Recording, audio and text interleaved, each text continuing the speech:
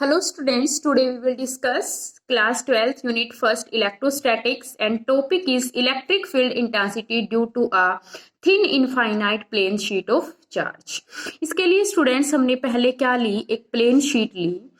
Thin infinite plane sheet का मतलब क्या है, शीट कि मीन्स ये जो चार्ज्ड है वो कौन सी साइड है, सिंगल साइड। इमेजिन करके देखो, सिर्फ सिंगल साइड क्या है, ये चार्ज्ड है। अब ये देखो, ये जो शीट है वो क्या है, लार्ज है। क्या है, शीट लार्ज है। इसका मतलब इसके ऊपर क्या है, यूनिफॉर्मली चार्ज्ड है। देखो यहाँ पे यूनिफॉर्म चार्ज क्या, यूनिफॉर्मली डिस्ट्रीब्यूटेड है।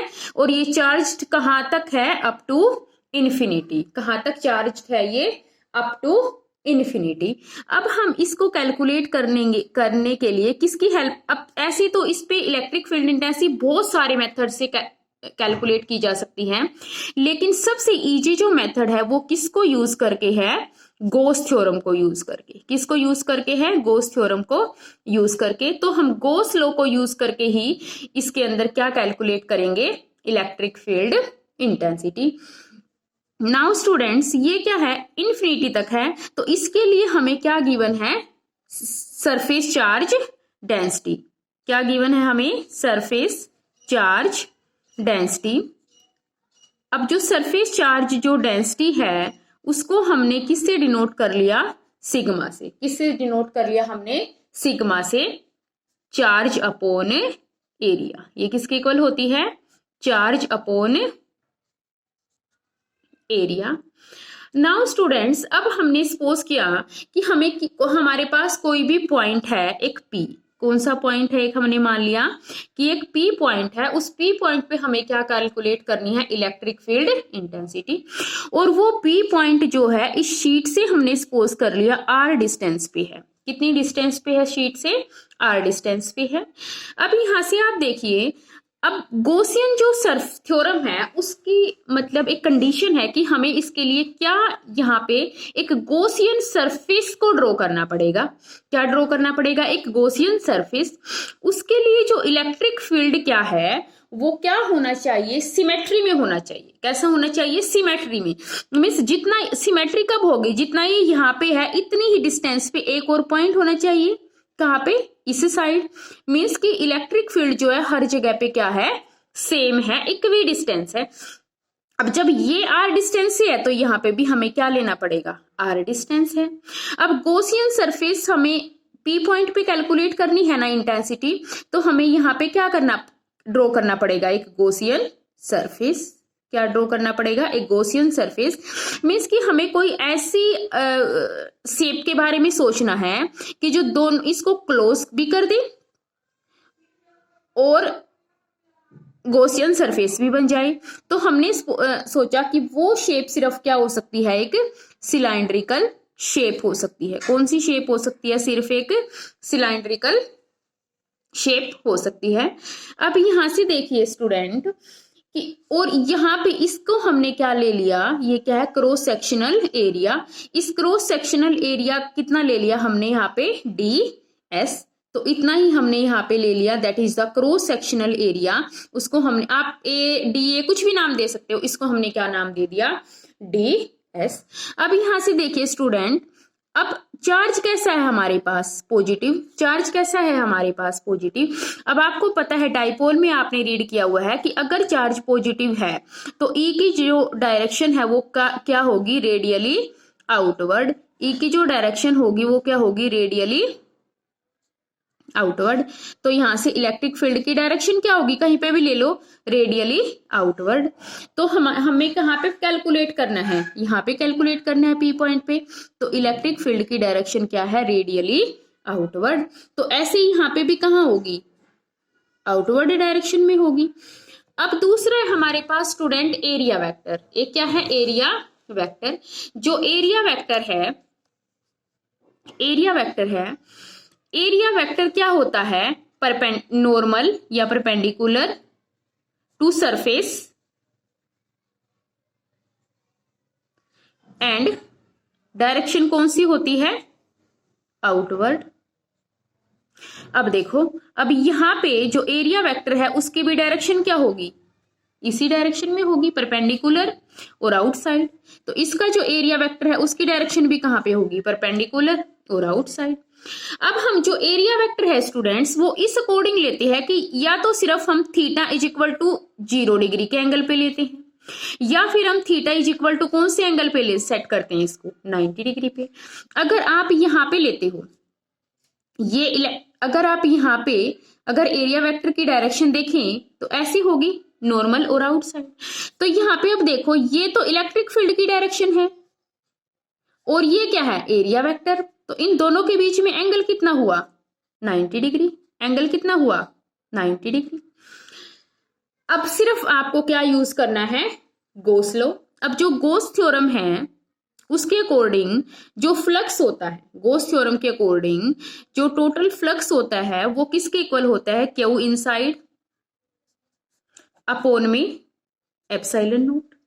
क्यू इनसाइड अपॉन में एप्सिलॉन नोट इसके इक्वल होता है।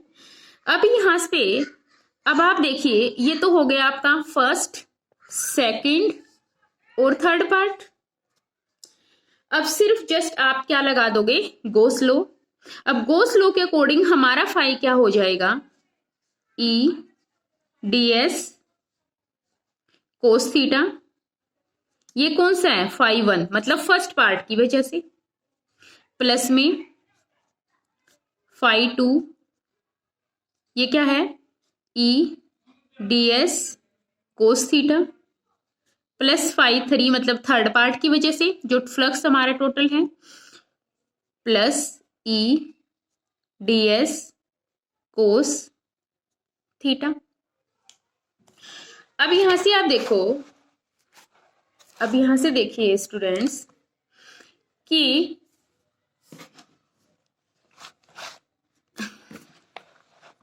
एक मिनट जस्ट।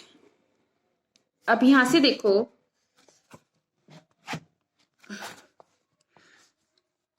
अब जो कोस थीटा है फर्स्ट पार्ट की वजह से, जो कोस थीटा है यहां से देखो ये आपका फर्स्ट पार्ट है। अब इस फर्स्ट पार्ट की वजह से जो थीटा है ई और एन में क्या है, 0 डिग्री का एंगल है। तो कोस 0 डिग्री कितना होगा, 1।